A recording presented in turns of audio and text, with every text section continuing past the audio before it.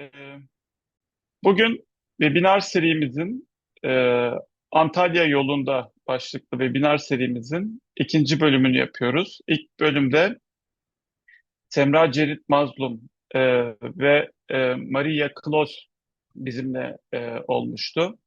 Semra Hoca Marmara Üniversitesi'nden akademisyen ve iklim diplomasisini çok yakından takip ediyor.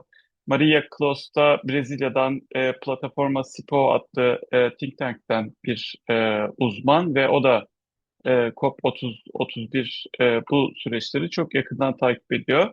Bugün ikinci webinarımız sevgili Liane Schalatek olacak.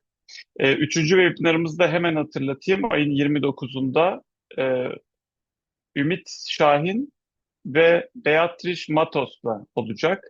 Ee, Biz şimdi iki tane COP30'dan COP31'e geçiş süreci konulu webinarın arasına iklim finansmanı konulu bir ayrı bir bölüm almış olduk.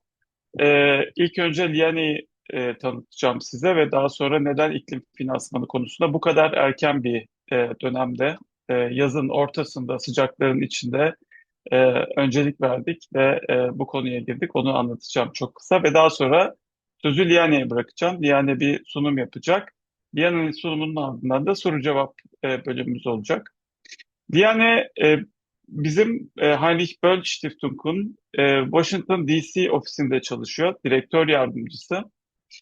E, Uzun zamandır iklim müzakerelerini takip ediyor.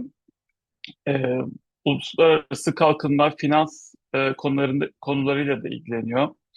Yeşil İklim Fonu'nu 2011'deki ilk e, tasarlandığı dönemden bu yana izliyor.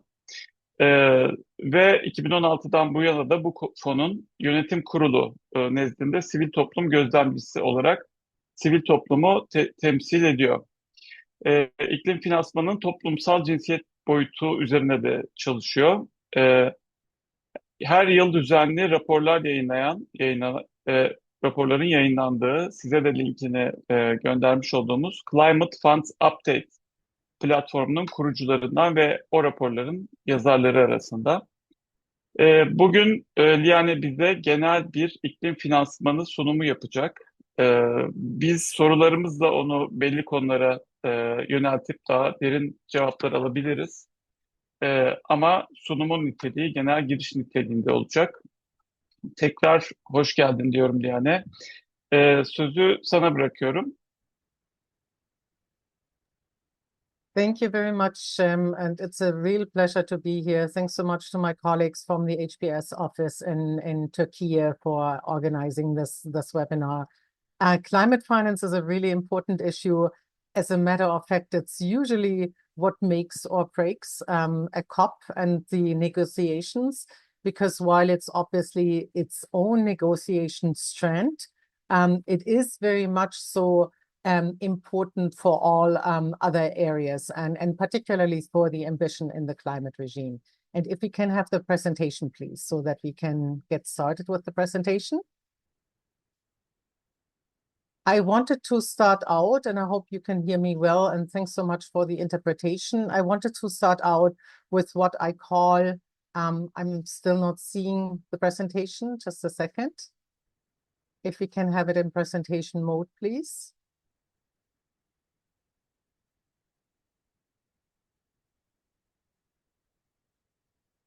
Yes, and if we can go to the next slide, please.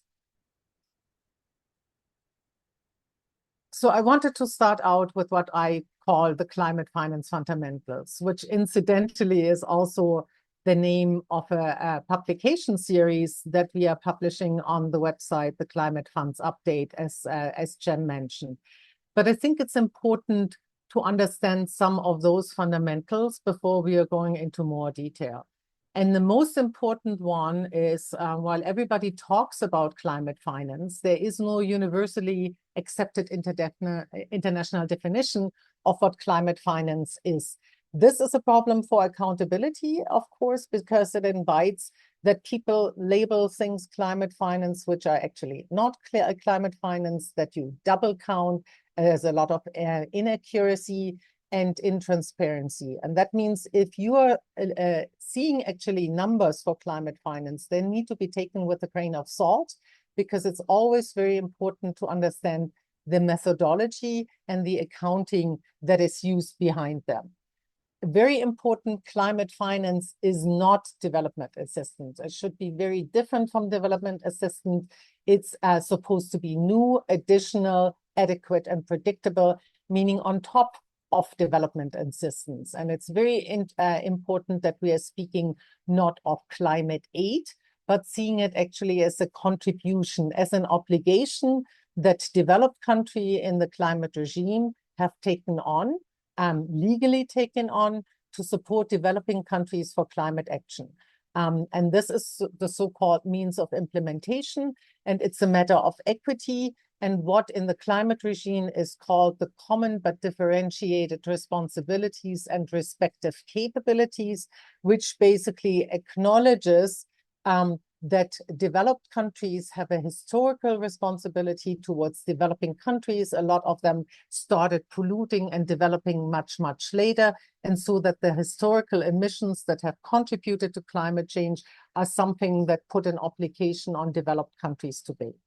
The first climate goal, climate finance goal that we had was set in 2009 at COP15.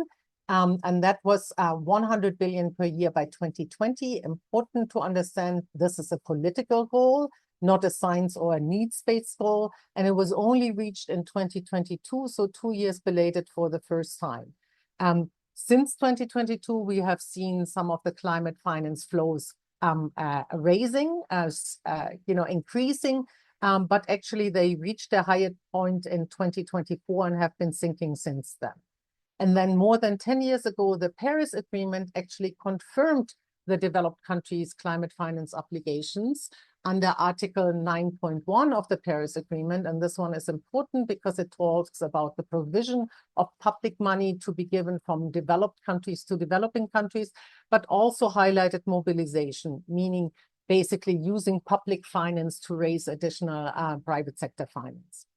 This is a core issue for trust building and ambition raising in the Paris Agreement and the implementation of the Paris Agreement through something called commitments, the nationally determined contributions, the NDCs. And we had then mandated a new climate finance goal, the so-called new Collective Quantified Goal on Climate Finance, or NCQG, which was decided now almost 2 years ago by COP29 in Baku.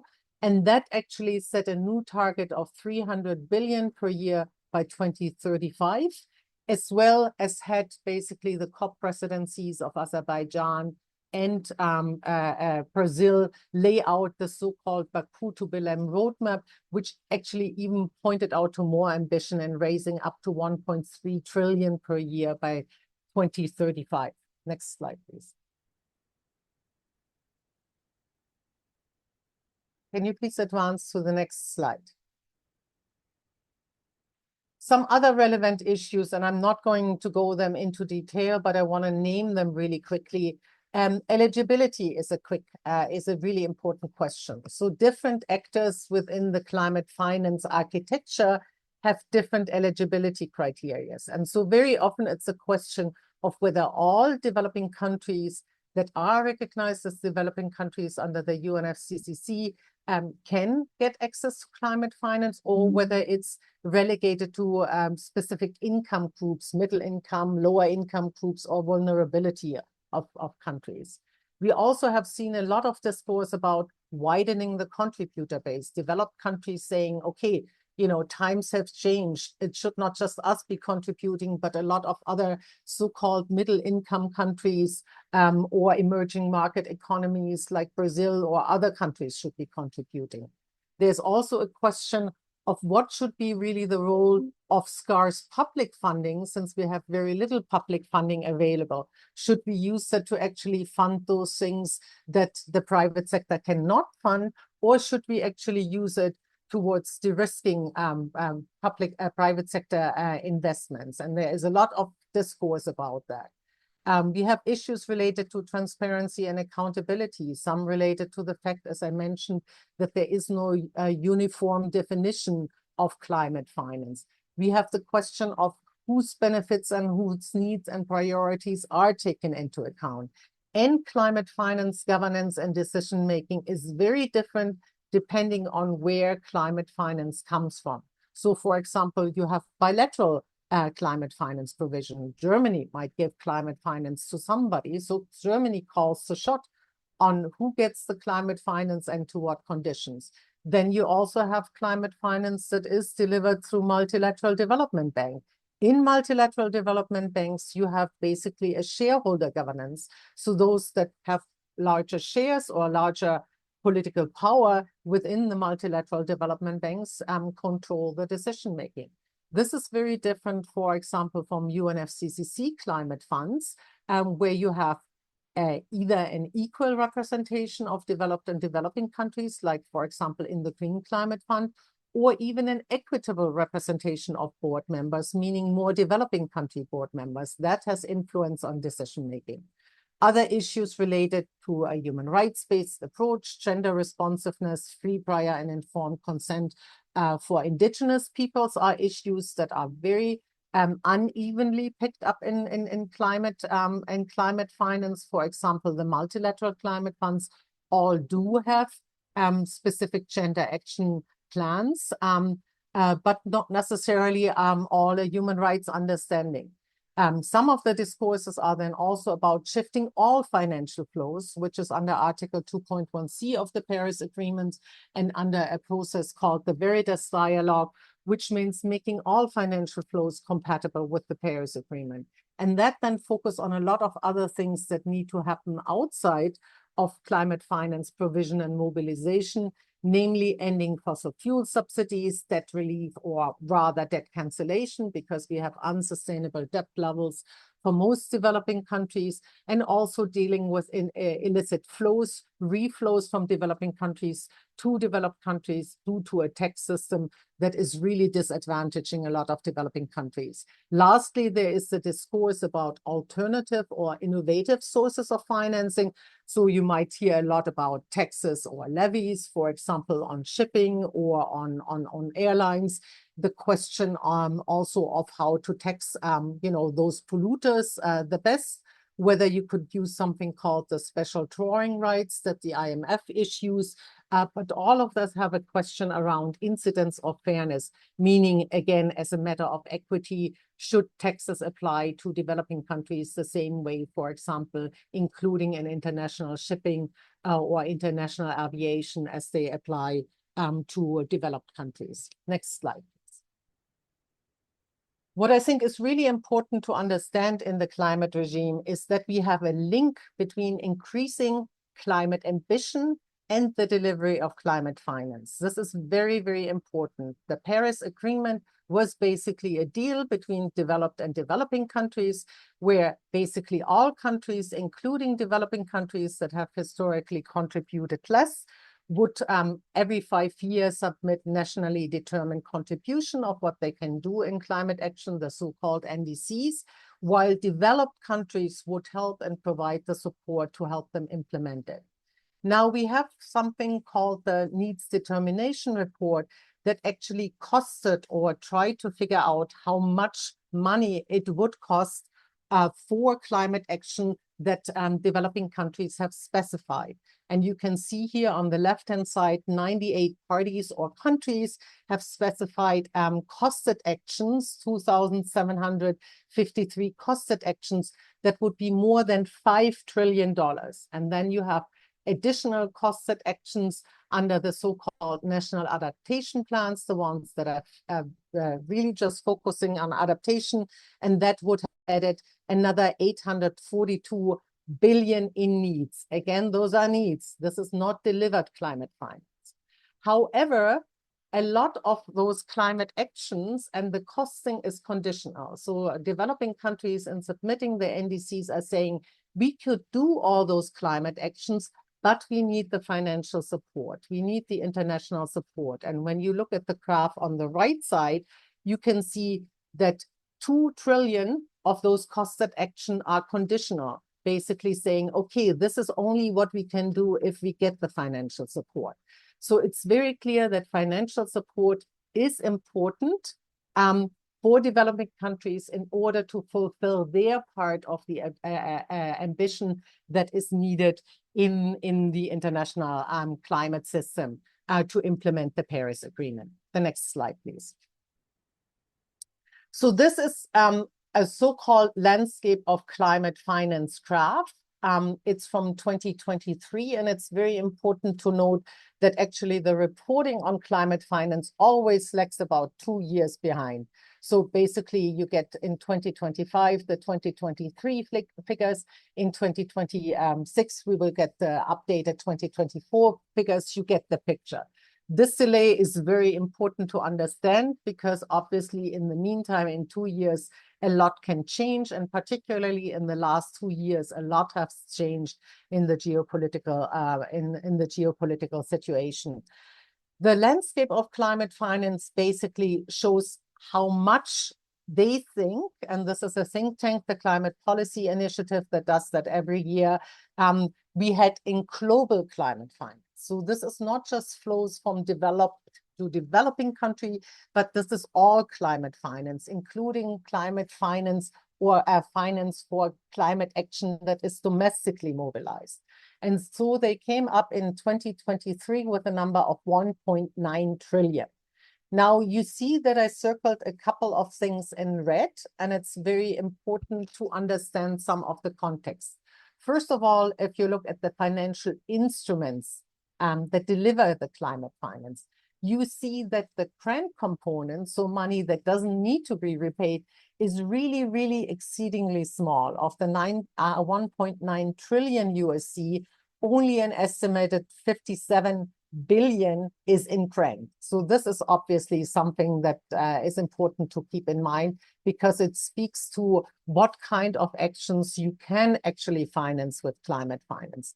The next one is that globally, still the majority of the climate finance that you have, public and private, from different contributors, is actually for mitigation, for emissions reductions.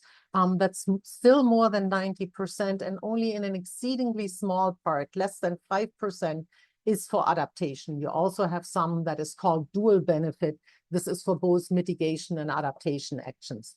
And then the last circle that I have on the left side in blue is actually looking at a subset of the climate finance action. And this is the multilateral climate funds. They only provide a very, very small part of the overall climate funds. In 2023, the estimate was that it's 3 billion.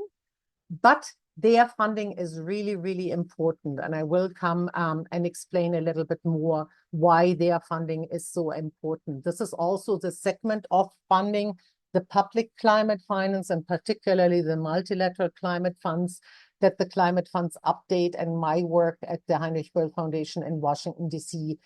tracks the most. The next slide. Now, it's really important to understand that most public climate finance provided, meaning going from developed to developing countries, is accounted as official development assistance, despite the fact that what we said, it's very different or should be very different or should be additional to official development assistance. Now, why is that important? Because unfortunately, we had in 2025, for the first time and continuing the downward slide, a significant, drastic, historic fall of official development assistance. And with that, we will also have a fall and reduction in official climate finance that is delivered from developed countries to developing countries. Now, the decline was primarily driven by major reductions by Germany, France, Japan, UK, and the United States, and particularly, obviously, the United States under the Trump administration. 70% of that decline was driven by the United States alone. Again, we don't have the numbers for 2026 yet, but we are also expecting a decline there. And as you might recall, the United States, who was nominally the largest contributor of climate finance and technically also the largest contributor of development assistance, with the Trump 2 administration, has curtailed both of them. The Trump administration has left the Paris Agreement.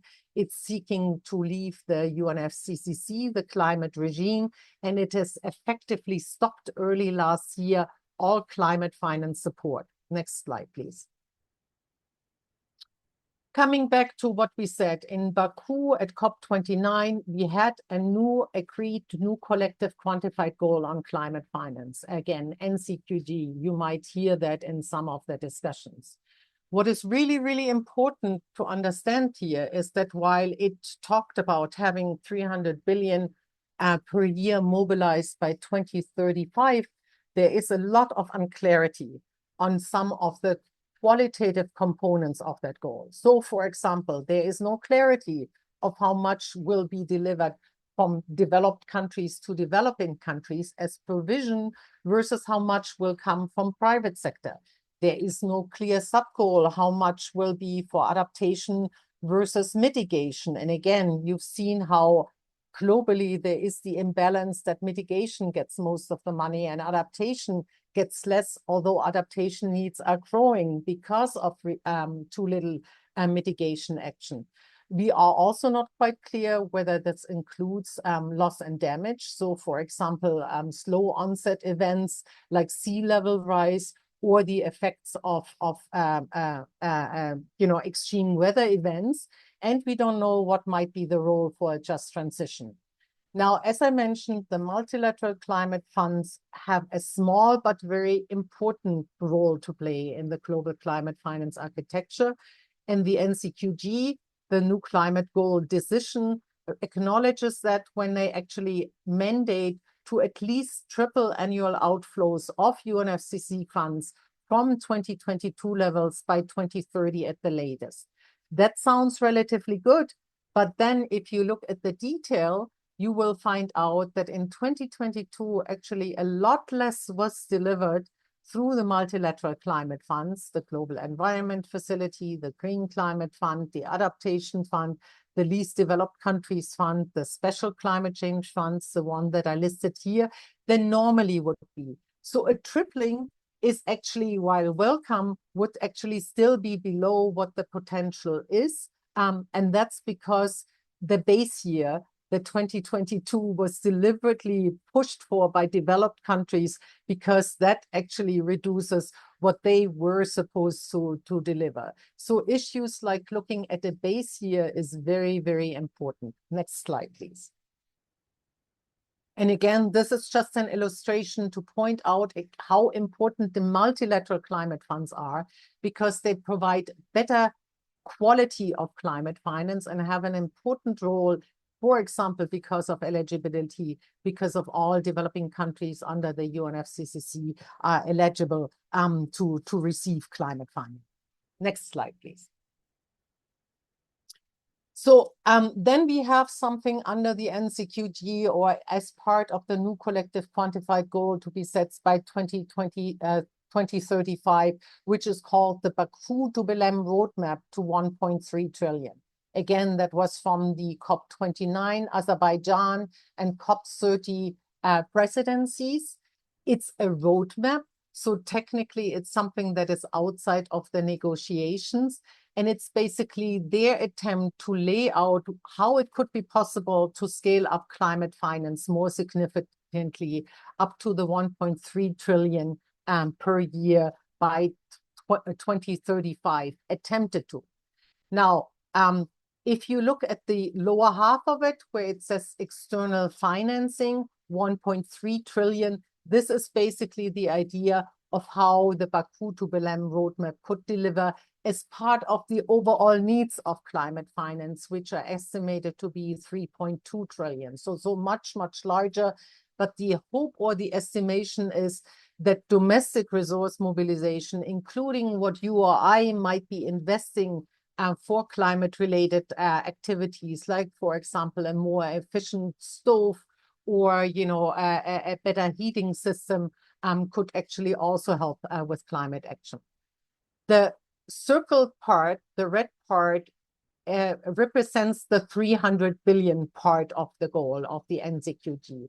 And there you can see that multilateral development banks and the climate funds, the VCEF is basically another label for multilateral climate funds, play a core role. However, and this goes to the geopolitical change situation that we have, in the expectation of the contribution to the NCQG, the roles of the multilateral climate banks, multilateral development banks like the World Bank, the European Bank for Reconstruction and Development, the Asian Development Bank, the Inter-American Development Bank, the African Development Bank, was really, really huge. They estimated that they could be contributing up to 180 billion per year. Now, this is not going to happen. And it's not going to happen because of some of the changed geopolitical situation. As the United States are one of the largest shareholders in all of those multilateral climate funds. And the United States are not only going out of the climate regime and abdicating their own responsibility of delivering climate finance, but they are also pushing back on the ability of the MDBs, the multilateral development banks, to fund climate action. There has been a huge pushback from the US, and so it's quite unclear whether the multilateral development banks can basically fulfill their end of the bargain. Next slide, please.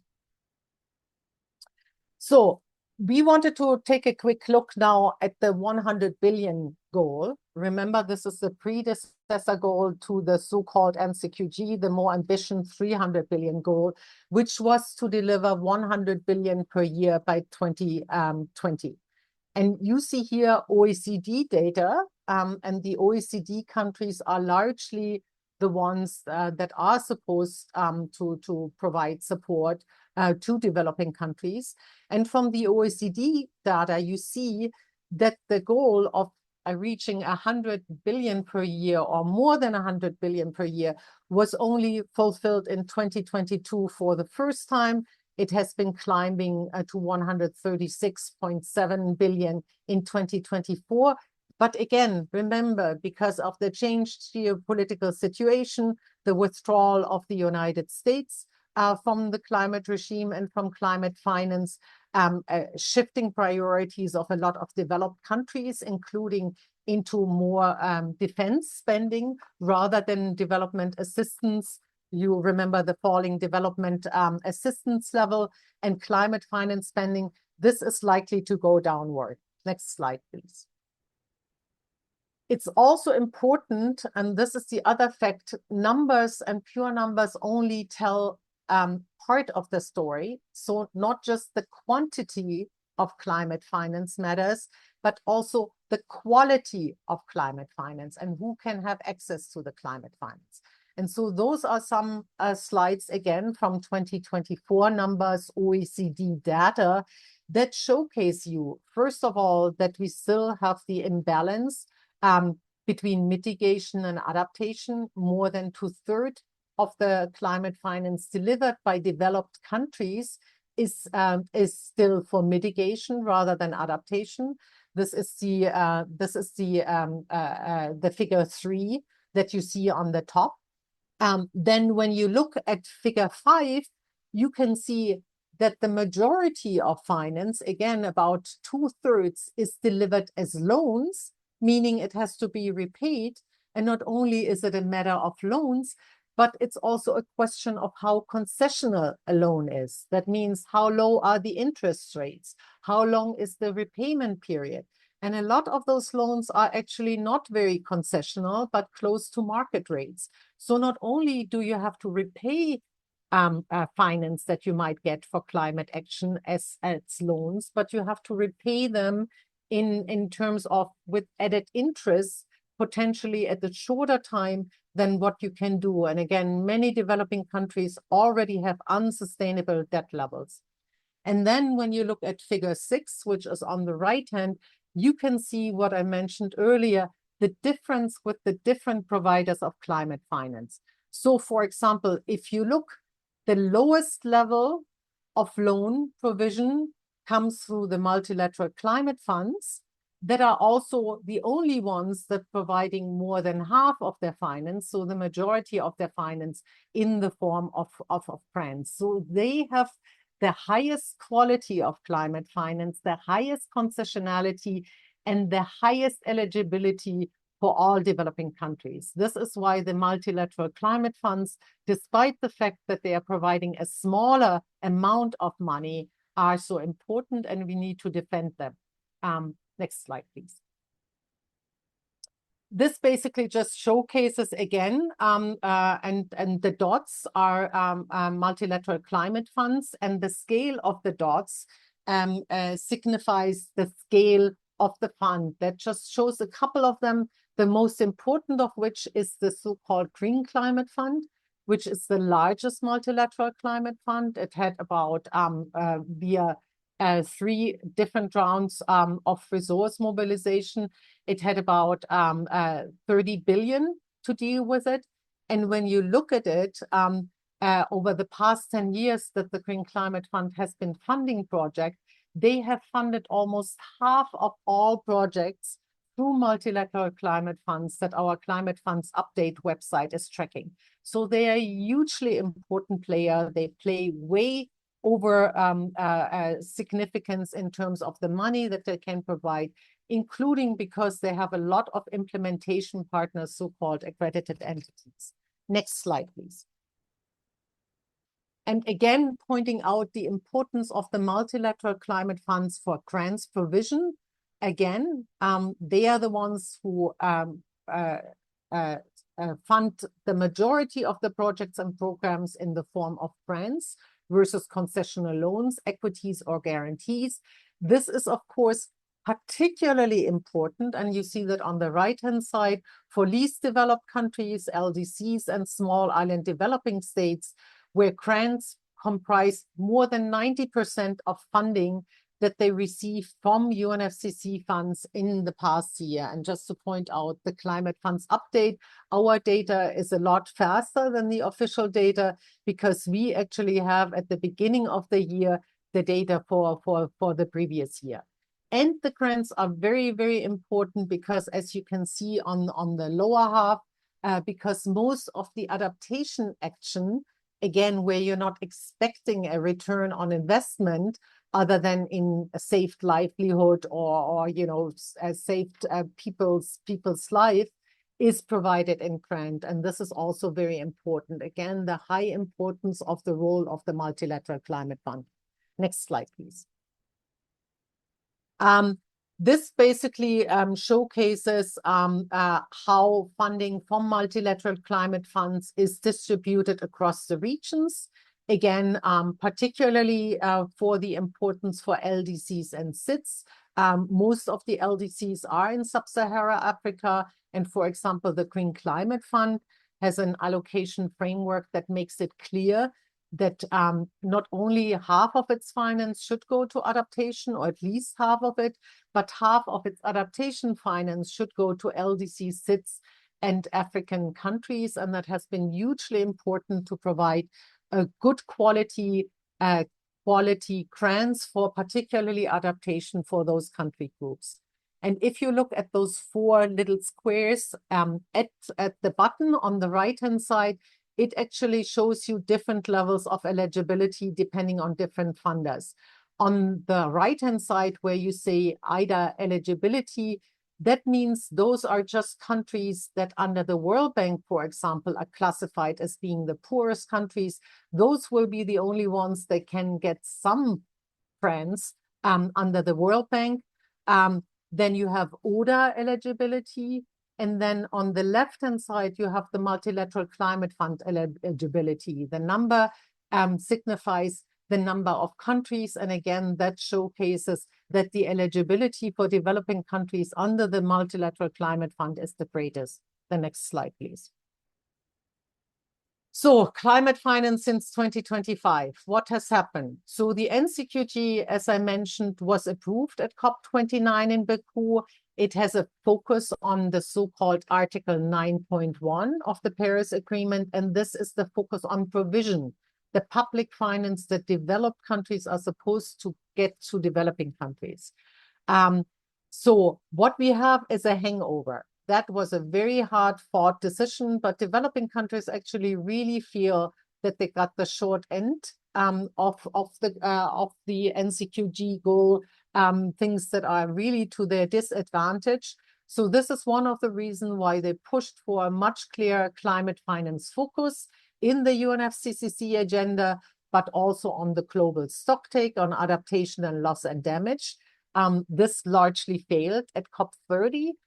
It's very likely that there will be another push to lift particularly climate finance provision on the agenda for COP31, and it will be very interesting to see how the COP31 presidencies, in that case Australia as the negotiation presidency, will deal with that. What we had at COP30 was the so-called Mutirao decision, and that included the start of a 2-year climate finance work program on Article 9. Article 9 in the Paris Agreement is the article that deals with climate finance, including on provision. Now, the first talks on that happened in Bonn just a couple of weeks ago at the UNFCCC intersessionals, but there was no agreement. There was a lot of contention on the scope and the focus of that work program, so it really didn't go anywhere, and it's probably likely to continue in that contentious spirit.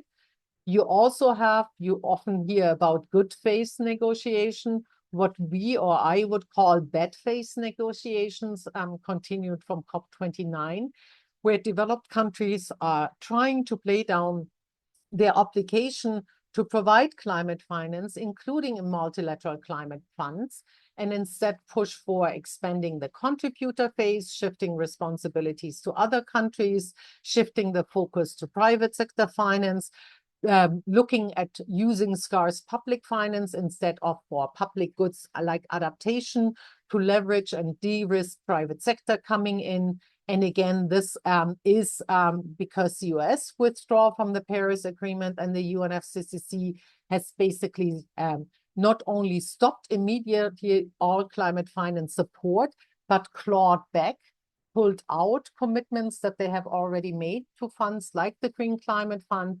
This, unfortunately, is a bad example that was now followed by another country, the UK, which has also withdrawn some of the commitments that they have already made to the climate finance, to the Green Climate Funds. And this will have very strong implications for resource mobilization efforts and replenishment efforts for those multilateral climate finance. So we had some of them that already fell short. The adaptation fund did get a lot less than they needed to basically fulfill the requirement and supporting developing countries with urgent adaptation action. The Global Environment Facility went through their 9th replenishment round. That's what is referenced here as GEF9. But they also fell short. They got basically the lowest commitment in 16 years, with just 3.9 billion for the next 4 years. And not all of this is for climate, because the Global Environment Facility does also biodiversity and desertification and a lot of other environmental work. And it threatens some of the replenishment talks that are now starting, namely the one for the Green Climate Fund and one for a new fund that has just started its operation, the so-called Fund for Responding to Loss and Damage. Next slide, please.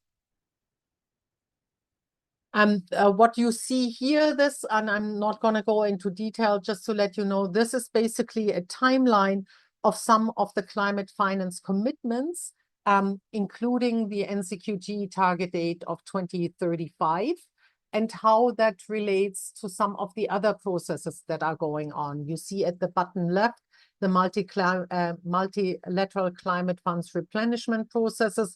Some of them have started, some of them are supposed to happen next year or the year thereafter. All of them have very slim expectation of not only meeting the goals that were set or the replenishments that were set 4 years ago, but likely going to fall short. Next slide, please. We then also wanted to take a quick look at adaptation and adaptation finance. This is going to be a huge focus this year, including at COP31. So it's important to take a look at that. We had an agreement at the last COP on something called the Global Goal on Adaptation. Negotiations have happened on that. but those are focusing more on things like voluntary and non-binding indicators in a 2-year work program. But unfortunately, those discussions, which were technical discussions, did not get anywhere in Bonn.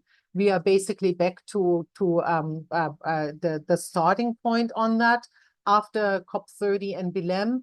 And the reason is to include in the discussions on the global goal on adaptation a promise that we had from COP30, namely that we would be tripling adaptation finance by 2035 in the context of the global goal on adaptation, but also in parallel to the NCQG, the new collective goal on climate finance.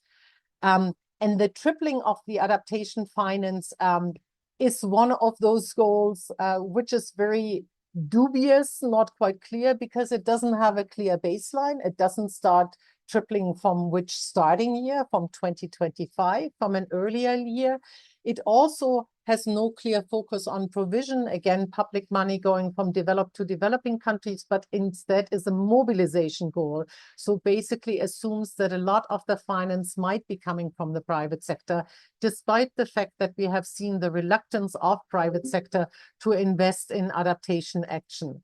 CSOs, civil society organizations, in their advocacy had called for a tripling of the doubling by a much shorter time frame, within 5 years instead of the 10 years that we have right now. And that goes back to a goal on doubling adaptation finance that was set in 2020-90, and which is falling short, because by 2025, was supposed to double from 20 billion in 2019 to 40 billion in 2025. Now, the OECD numbers show us that we only reached 31.7 billion in 2024, and this will likely fall in 2025. So the hope for tripling of the doubling is likely not happening. And again, if you look at some of the adaptation actors, the funding providers, like, for example, the Adaptation Fund, who at COP30 had hoped that they could mobilize enough money for their 300, sorry, and I missed the million here, million annual goal. They only get 135 million in new pledges, so significantly below what they needed to move forward. Next slide, please. This basically again shows that while overall the tripling is not happening, the doubling is not happening, it is happening though, with the exception of the Adaptation Fund in the multilateral climate funds, and particularly in the Green Climate Fund, which is the largest provider of adaptation grants under the multilateral climate funds, where they actually have been able to more than 6-fold increase their commitments towards adaptation financing from 2029 levels. And again, that just showcases again the importance of the multilateral climate funds. Next slide, please. Just transition, I just want to mention that really quickly. So just transition is very important. We had a strong decision on a just transition work program, which was at COP30. That was certainly the success story of the Belém COP. And major developing country and civil society had a win with a commitment to, as part of the Just Transition Work Program, develop something called the Just Transition Mechanism, or the Belém to Antalya mechanism. This is supposed to be set at COP31. But, and again, this is a big question, how do you do just transition without the needed funding resources? There is no language on funding. And there was a deliberate advocacy choice to actually not call for a separate fund or new financing categories, but actually look how resources overall could be used for just transition. At the couple of weeks ago, the negotiations that we had in Bonn,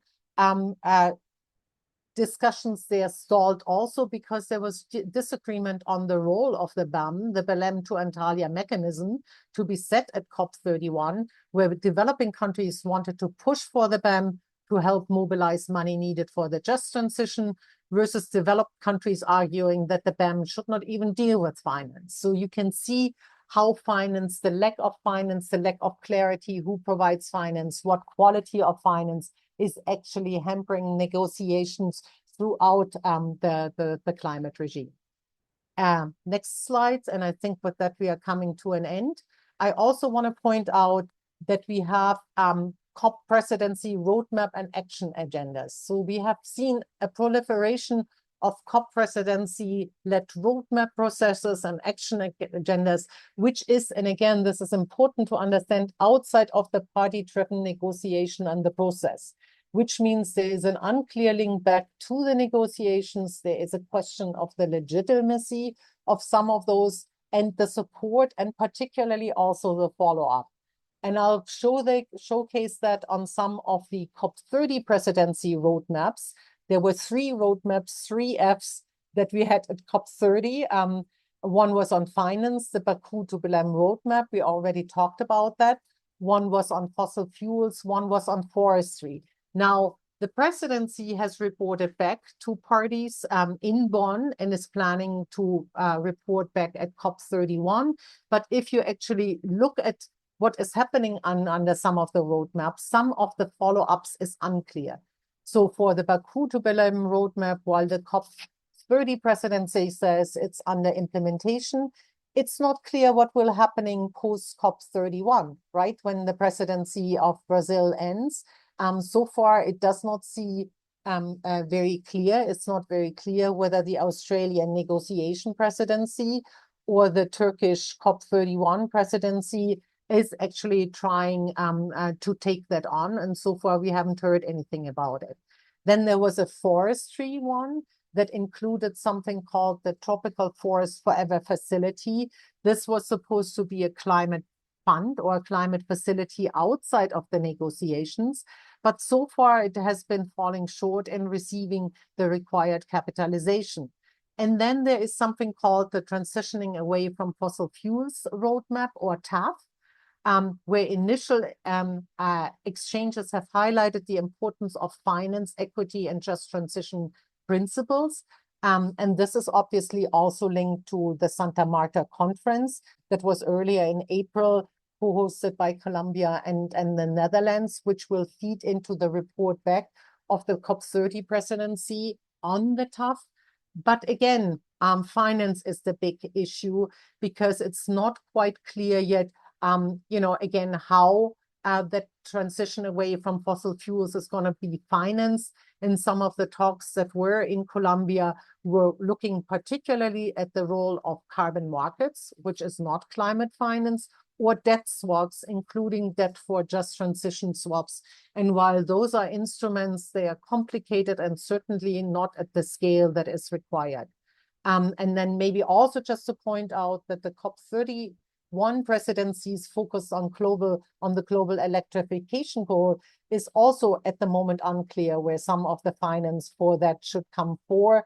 We also have a finance access agenda, but Jem probably knows more about that than I do, under the COP31, and there is the effort by the Australian COP31 negotiation presidency to launch something called the Pacific Resilience Facility, which would be in a similar setup like the Tropical Forest Forever Facility, banking on capital inputs and then basically using the interest on the capital inputs to support developing country. But again, so far, it hasn't worked under the Tropical Forest Forever Facility, and it's unclear whether it will work under the Pacific Resilience Facility. And all of that should not distract from the necessity to actually strengthen the climate finance discourse, and particularly the implementation of Article 9 under the UNFCCC negotiations.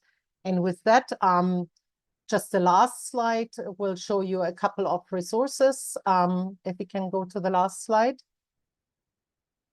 This is basically just documenting the website that Jem also mentioned, the Climate Funds Update, some of the graphics that you have seen as part of the PowerPoint under something in an infographic series that we call 10 Things to Know About Climate Finance.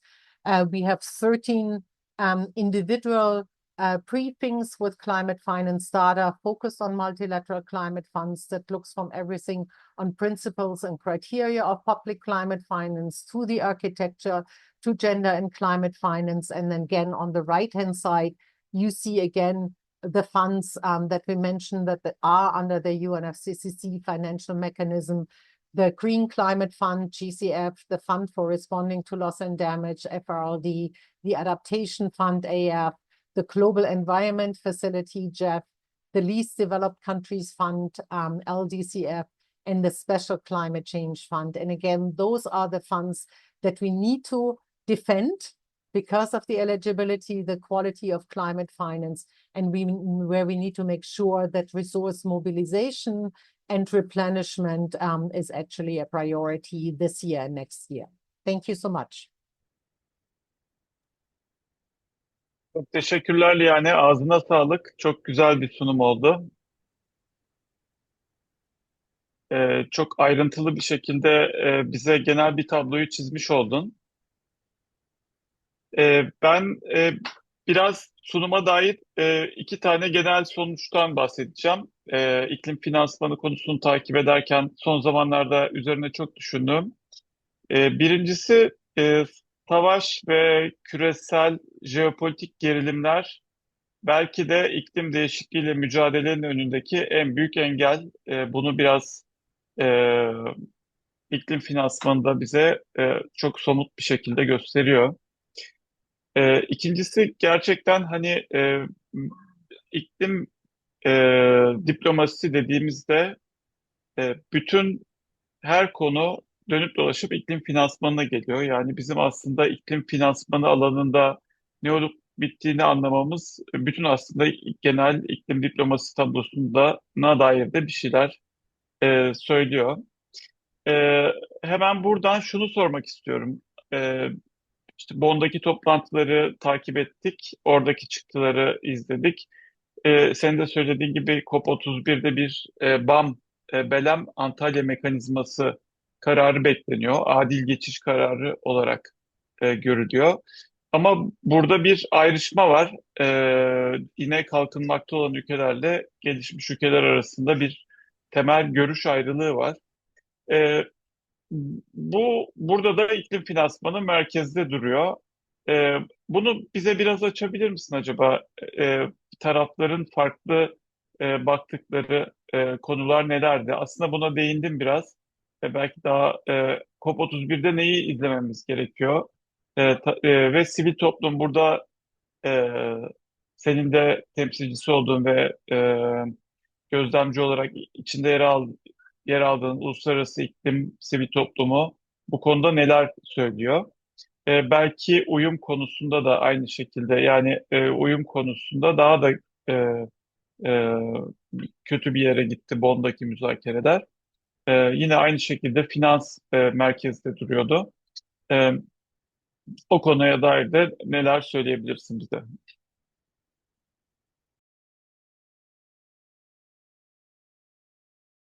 Yeah, I mean, I'm basically just repeating some of the things that I have mentioned during my presentation.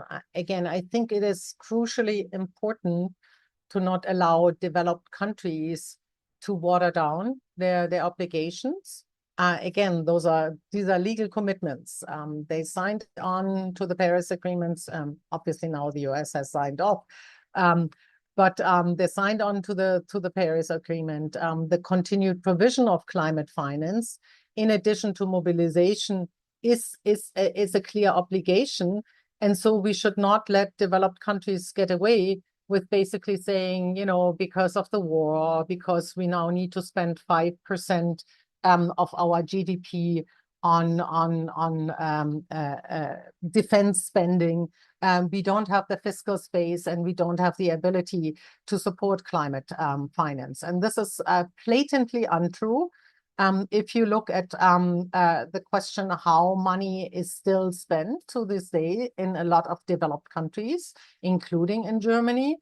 So you have the continued provision of fossil fuel subsidies to fossil fuel producers in the form of tax rebates. if you just stop that, and if you just would use that money and put it towards climate action and support of developing countries in climate action, you would free a significant amount of finance, just to be very clear. Then we also talked about the possibility for developed countries, for example, to raise other money domestically, right? I mean, we talked about the potential of alternative or innovative finance sources like taxes. It's completely possible, for example, for a country like Germany or the United Kingdom or to France, and actually some of them are already using some tax systems to apply taxes domestically that, for example, would tax excessive wealth. And a couple of years ago, under the G20 led by Brazil, there was actually, it seemed to be, there was some momentum on wealth taxation, that you're actually taxing the extreme wealth that some people have. We've heard of Elon Musk as the first trillionaire in the world, but people that are actually favored by the tax system and don't pay their fair share. So there is a lot of opportunity for domestic resource mobilization in developed countries that would allow them to not retracting, not moving back from their obligation to provide finance to developed countries. And so I think what civil society continues to do and needs to continue to do is showcasing this both the responsibility as well as the ability. I mean, even official development assistance in a country like Germany is 0.56% of global of domestic national income, versus again the 5% that they're wanting to spend on defense. So it's actually very, very clearly something that even under restrained fiscal space in developing countries is still possible. And again, reminding developed countries of their responsibility, which, by the way, has also been confirmed outside of the UNFCCC, for example, by the International Court of Justice, right? You have more climate litigation going on, is really, really important. And in particularly the importance to highlight support for adaptation, because of the imbalance that I had pointed out, that most of the climate finance currently still provided and mobilized is for mitigation. And here in particularly, the role of public finance is crucial, because for many of the investments as public goods that are necessary in adaptation, you won't see the private sector jumping in, versus the private sector might get a return on investment, for example, on a couple of renewable energy or energy efficiency investments. This is going to be much harder for a lot of the activities that you need to do in adaptation, like, for example, on food, on water security, on livelihood protection and security. So this is very clear that public money needs to be safeguarded, and particularly public grant money needs to be safeguarded for those activities where the private sector cannot come in. And again, this is also then the question for the BAM, the Belém Antalya mechanism and the just transition, because if you actually think what is necessary for a just transition, it's thinking about social protection systems, for example, for workers. And again, a lot of those need public financing. This is not something that can be done with private sector financing. Thank you, Liane. Dünya Krause from Welthungerhilfe asks whether we will be able to share the slides. Yes, we are going to share them. Sorry, I need to shift to Turkish. İzleyicilerimizden soru sormak isteyenler olursa Q&A bölümünde sorularını yazabilirler. Benim bir sorum daha var yani şimdi. İklim finansmanı dediğimizde miktar, işte kimin ödeyeceği, bunlar bir konu ama bir konuda iklim finansmanının kalitesi. Sen de bundan bahsettin sunumunda aslında. Burada iki şey sormak istiyorum. Bir, Belen'de kabul edilen toplumsal cinsiyet eylem planı bize bu anlamda ne getirdi? Gender Action Plan. İkincisi, sizin missing middle olarak raporlarınızda ifade ettiğiniz bir kavram var. Bu subsidiarity yani yerindenlik ilkesiyle ilgili olan bir kavram. Bu kavramla ilgili neler yapılabilir? Yani işte tespit şu, iklim finansmanı asıl ihtiyacı olan yereldeki e, topluluklara gitmiyor. İşte kadın kooperatifleri, belediyeler, çeşitli topluluklar bunlara ulaşamıyor yeterince. Bunun için neler yapılabilir? Bir örnek vereceğim. Mesela Türkiye aslında azaltım alanında mesela temiz teknoloji fonu gibi fonlardan yararlanıyor. Bazı fonlardan en çok yararlanan ülkeler arasında. Ama hipotetik bir örnek, bir yerleşimde mesela bir güneş enerji santralı kuruluyor olabilir. Ama bu güneş enerji santralı orada iklim dirençliliğini o bölgedeki topluluklar için düşüren bir proje olabilir. Örneğin mera alanları üzerine kuruluyor olabilir, tarım alanları üzerine kuruluyor olabilir, başka meseleler olabilir. Burada bu yerindenlik ilkesi ya da subsidiarity ilkesi bize bir şey söylüyor mu? E, Ya da daha doğrudan toplulukların iklim finansmanından yararlanması için sivil toplumun belli bir çağrısı var mı? Bu konuda neler söylemek istersin? Teşekkür ederim.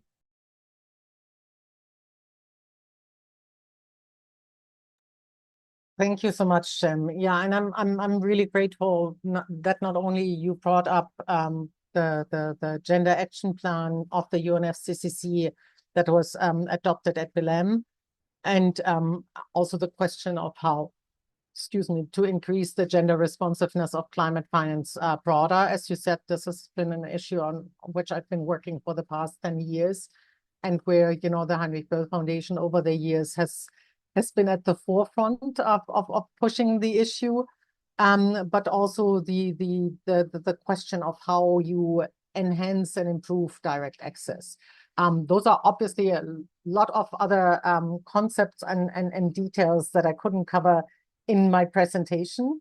There is there is a lot of detail in climate finance, so we probably would almost need a second webinar in going into some of those issues, and I would be happy to do that if some people have interest in some of those specific areas. So on the Gender Action Plan in Belém, really, really important to understand the Gender Action Plan and that was approved in Belém is for the entire UNFCCC and the entire negotiation strands. It doesn't single out climate finance, and as a matter of fact, and not very surprisingly, it's probably among the weakest when it comes to the section of the Gender Action Plan that deals with the so-called means of implementation, which is finance, technology, and capacity building. What it does have, though, and that goes to the point of increasing access, it does have a call to particularly the multilateral climate funds. Again, those are the ones that are accountable to and report to the climate regime versus the MDBs, for example, that don't do that, the multilateral development banks. It does have a call to them to actually facilitate and increase the ability for example, women's organization, women's cooperative, gender groups to access climate finance. Unfortunately, at the moment, this is at a very, very low level. And this is largely because the multilateral climate funds are party or country driven. And so countries and parties basically decide what some of their implementation priorities are for climate finance, who they want to partner with, because important to know most of the climate finance is not given to a country per se, but is actually given to an implementation partner. And the implementation partner can be anybody. It can be a multilateral development bank. It can be UN agency. And actually, the majority of the funding still goes to those international access entity versus so-called direct access entity. And direct access entity are, for example, a developing country government agency or a development country national development bank, or it could theoretically be also a civil society organization from a developing country, although rarer, because in order to actually implement climate finance, you have to be usually accredited with a fund, and that means you have to fulfill a whole set of fiduciary standards that are very, very high, and thus impossible to fulfill for example, a civil society, for most civil society organizations, women's groups, and so on and so forth. Now, this is why you then think about direct access entity, direct access in different ways, right? You think, for example, of allowing women's organizations to be part of the implementation, right, of climate actions, particularly as it pertains to their activities. And for example, in adaptation finance, where the focus might be on food security, it's very clear that there is an enormous gender dimension when you know that basic food production in a lot of developing countries is actually dominated by small scale farmers, that most of them are, on rain-fed agriculture, and most of them are women, or a large majority of them are women, but they don't get a lot of support. The subsidiarity principle that you mentioned is actually one that I wish multilateral climate funds would apply. This is certainly something that civil society organizations, including the Heinrich Böll Foundation, have used in their advocacy and in their push, because it means actually you should implement at the lowest level possible and feasible. That obviously means prioritizing direct access entity over international access entity wherever possible, but it also means looking as implementation partners on the ground, for example, for community-based organizations, for example, for women's cooperative, instead of bringing in consultants, from the international level. So it's actually trying to focus on localizing as much as possible implementation, because this is also part of what you need to do to build the capacity and the strengths of local organizations in terms of their ability to deal with and to implement climate finance. So the example that you showcased with a solar power plant and the construction of a solar power plant, and what that, for example, then means for gender responsiveness, has quite a number of elements. In addition to, as you said, it might take away from the agricultural land that would be necessary for food security issues related to adaptation. But the problem is even further fall. The question is, a solar power plant will produce electricity, but who gets that electricity and at what rate, right? So we have a lot of settings where you have large-scale solar power plants, including like the ones that you mentioned under the Clean Technology Fund, which is one fund that is administered by the World Bank and implemented by multilateral development banks, where Turkey has gotten some money. So they do large-scale renewable energy infrastructure. But the question then is, what is that energy used for? Is it, for example, and that might be less an issue for Turkey, but in general, is it then used for example, to fund industrial applications? Or is it used for to also address the energy poverty, for example, in developing countries, bringing electricity to rural areas that so far have no access to electricity, right? The fact that so many people still don't have access to electricity. Second one is the rate, right? If you're doing that, and very often such large infrastructure projects are done as a public-private partnership. So you bring in the private sector. Very often that means then that you are actually having the private sector as a matter of getting a return on investment, raise electricity rates. Is affordability then still considered, particularly for some of the most vulnerable groups and households, like, for example, women-led households? So there are a number of issues that we would want to actually be taken into account when you're looking for the gender responsiveness of climate finance. And again, the multilateral climate funds have the mandate that individual projects now do a gender assessment and do a gender action plan for the project specifically, but we still see that it's very often just marginally dealing with a little bit of capacity building for women, maybe looking at a couple of additional jobs that might be provided, but not looking fundamentally of what the integration of gender considerations means for having to do those projects differently, making sure that the beneficiary structure, the affordability is taken into account. So there's still quite a lot of work to do. Teşekkürler Liane. Tekrar katılımcılara bir hatırlatma yapmak istiyorum. Eğer sorunuz varsa Q&A bölümünden yazabilirsiniz. Ben genel olarak bir şey sormak istiyorum. Yani COP31'den uzun zamandır müzakereleri takip eden birisi olarak beklentin nedir? Yani ne talep ediyorsun? Sivil toplum genel olarak ne talep ediyor?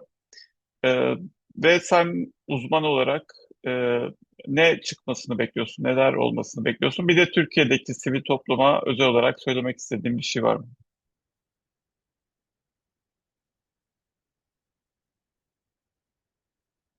Yeah, thank you very much, Jem. And I think you give me more credit than I deserve, because while following the climate negotiations, I do so mostly on the climate finance track. That means, I have various level of detailed knowledge of a lot of the other climate negotiation tracks, of which there are quite a number, of course. So what to look for at COP31? I think a core issue will be how they are going to deal with the finance question. Again, we might see or we might not see a potential of a repeat of last year, where there was the potential to have a fight on the agenda, meaning not even get to the start of the negotiations, because the question would be whether you would actually have a specific agenda item on finance that deals with the provision, the Article 9.1 question. And again, the focus and the push for developing country is really to get a negotiation stream that is focusing on the implementation of Article 9.1, which is not what you have with the work program. A work program is just that. A work program is not a negotiation. A work program is a talk shop.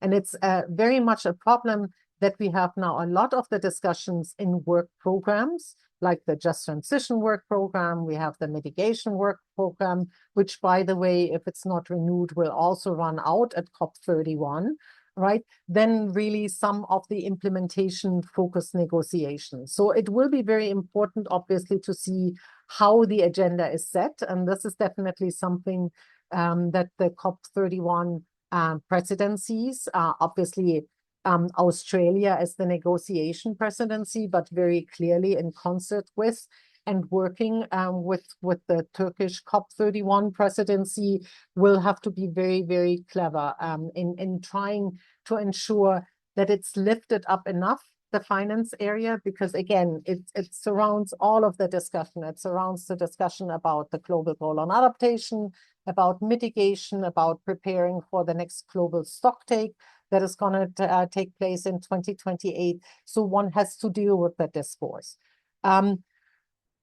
It would be also very important, and again, I don't have much more details on it, to understand better what the COP31 presidency wants to do with the agenda on access to climate finance, right? The access to climate finance agenda.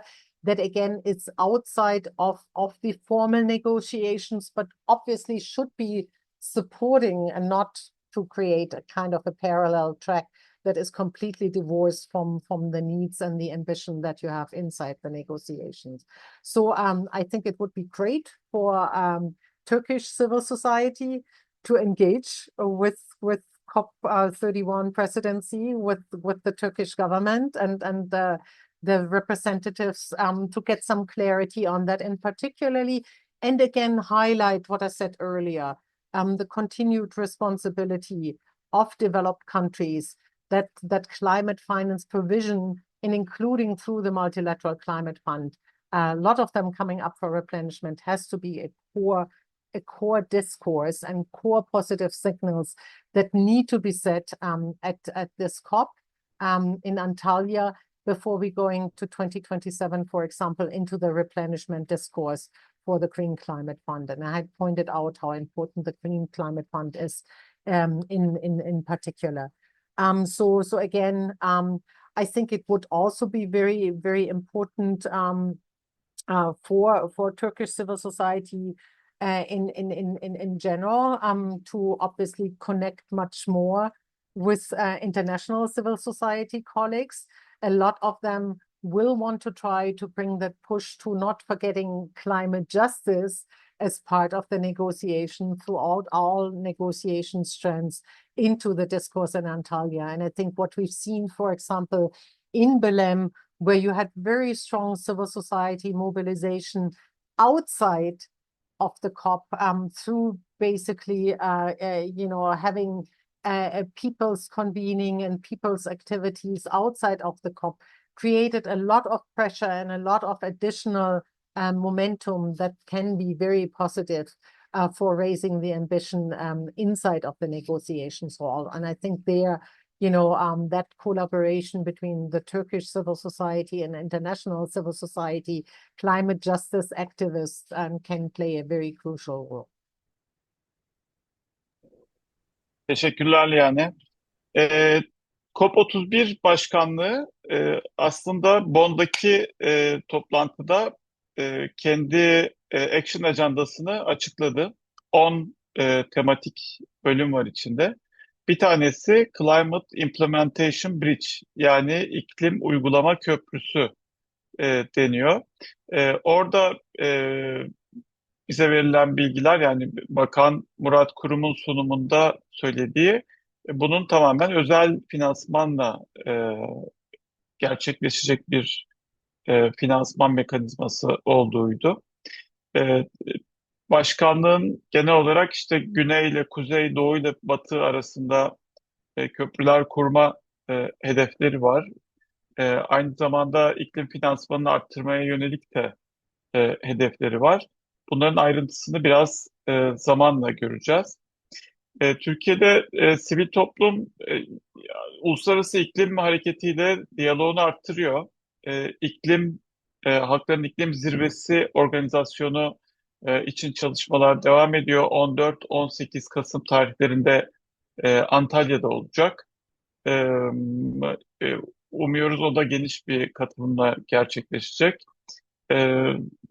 İklim adaleti gerçekten buradaki sivil toplumunda çok merkezi bir kavramı olarak ön plana çıkıyor.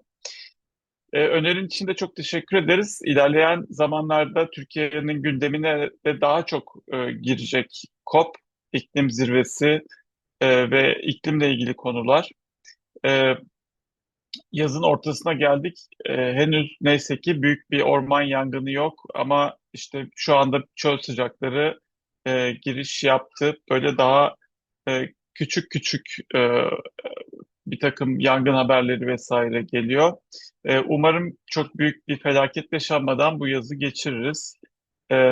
Ama iklim değişikliği giderek artan bir problem ve bunu Türkiye'de benim gözlemlediğim kadarıyla da ülkenin çeşitli yerlerinde topluluklar ilk defa bu kadar sert, şiddetli ve somut bir biçimde hissediyorlar. İşte bu tarlalarda kalan ürünlerle oluyor, orman yangınlarıyla oluyor, şehirlerin biten sularıyla, su kaynaklarıyla oluyor. Ve bununla mücadele etmenin yolları da belli aslında. İşte fosil yakıtlardan çıkış gündemi ana gündemin içinde değil ama hala bir roadmap, yol haritası olarak önümüzde duruyor. Bu tekrardan daha bağlayıcı bir karar olarak önümüze gelecek mi? Bunu göreceğiz. Türkiye'nin oldukça iddialı bir iklim söylemi var. Bu bir yandan iyi ama bir yandan uygulamalara baktığımızda işte az önce konuştuğumuz gibi bazı yerel toplulukların mağdur edildiği görülüyor. Kömürden çıkış konusunda e, biraz ayağını sürüyen bir tutumu var. Kömürden çıkış yolu haritası açıklamıyor hükümet. Belki bununla ilgili somut bir takım adımlar görürüz bu elektrifikasyon hedefi çerçevesinde. Bir de elektrifikasyon hedefi konusunda şunu da söylemek isterim. Hani Türkiye enerji topluluklarının hayatını zorlaştıran bir takım düzenlemelere imza attı. Ee, Bunun da aynı zamanda bu elektrifikasyon hedefi çerçevesinde tersine çevrilmesini umut ediyoruz. Yani yerel enerji topluluklarının yararlanabileceği bir elektrifikasyon çabası olmasını e, umut ediyoruz. Tekrar önerin içinde teşekkür ediyoruz. Yani seni dinlemek, yazdıklarını okumak her zaman çok bilgilendirici oluyor. İklim finansmanı ve bağlantılı konularda özellikle. E, Önümüzdeki aylarda tekrar bir araya gelmek üzere diyorum. Tekrar çok teşekkür ediyorum. Bizim bu yayınımızın kaydını da YouTube kanalına koyacağız. Oradan da dileyenler izleyebilirler. 29 Temmuz'da e, yine aynı saatte, saat 5'te Türkiye saatiyle e, bir sonraki bölümümüzde Ümit Şahin ve Beatrice Matos'la bir araya geleceğiz. Bütün katılımcılara da katılımları için teşekkür ediyorum. E, dünyaya ve diğer bize yazan katılımcılarımıza Liane'nin PowerPoint sunumunu da paylaşabiliriz. Çok teşekkürler. Thank you very much for the opportunity. And I just also want to give a particular shout out to the interpreter who had to work really, really hard. And at least from what I heard from the translation into English, did an excellent job. So thank you very much. I know those are complicated concepts. I appreciate the support. Thank you for the opportunity. Teşekkürler yani. Ben de Barış'a çok teşekkür ediyorum. Kendisi çok iyi bir çevirmen Barış Yıldırım. Bizim bu tür toplantılarımızda çok başarılı çevirileriyle sonuç alıyoruz. Aynı zamanda ekipten arkadaşlarım Ela, Eylül ve Nilgün'e de çok teşekkür ediyorum. İletişim ekibimiz olmasaydı benim tek başıma böyle bir webinar organize etme şansım yoktu. E, Tekrar görüşmek üzere önümüzdeki bölümlerde.